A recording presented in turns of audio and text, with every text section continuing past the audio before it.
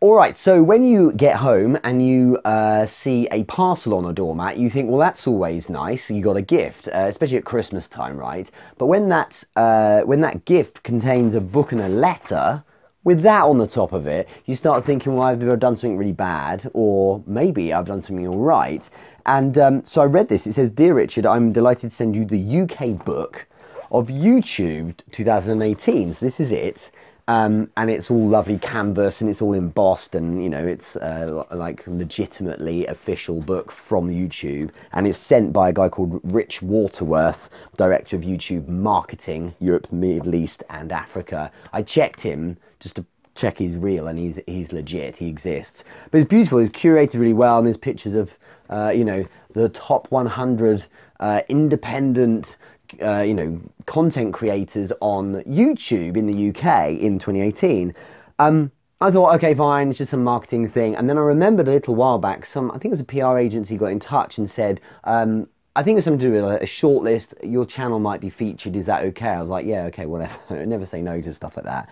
And I think the lesson here is that there's two lessons. Firstly, consistency is essential, because 125 weeks ago, so almost 2.5 years ago, I started the first Monday live Q&A. So the Startup Business Q&A I run every single week now. So 125 weeks later, it was on Facebook to begin with. Now it's on Instagram and YouTube every week. 1 o'clock on a Monday, we stream. Every week, you know, 6 to 8 questions get asked by people who show up, and the very fact that people show up every single week for that means that we must be doing something right. And because probably 60 or 70 weeks worth have been streamed on YouTube as well, someone's picked it up. And then I've looked at my channel and thought, actually there's several hundred videos there of a guy talking about tips and ideas and things, and he's shared it, and that's obviously, you know, been interesting to the team, and they've decided then to put it in this book. This is ridiculous, but I'm cool with it. It says, "Thank you for your support in making this happen." So I was like, hang on a sec. So I scrolled through, or flip through, page 88.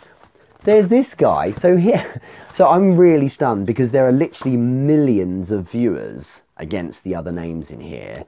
And then there's little me, you know, 300,000, that's it. Subscribers just over 1,000. So I'm a little minnow here, and it proves the point. If you're consistent, then, and you also provide content that seems to, you know, is compelling enough to the right audience consistently, someone eventually does pick you up. You don't have to have an epic following to have good traction or to get the right people involved and interested in your stuff. And so I think there's a really good lesson in that, but I also want to take the advantage of this and say, you know, anyone here watching who is following these live streams, who has supported the YouTube channel, thank you so much. That's the reason why I keep doing it. But it was an amazing present to receive, but it really proves a point. You can be absolutely tiny in your following and your network in your community and still create some kind of impact on people, because you only need the right set of eyeballs to look at you. So hopefully that helps. Thank you so much for the support again, and I am pretty much sure I've spammed every one of the platforms now on this.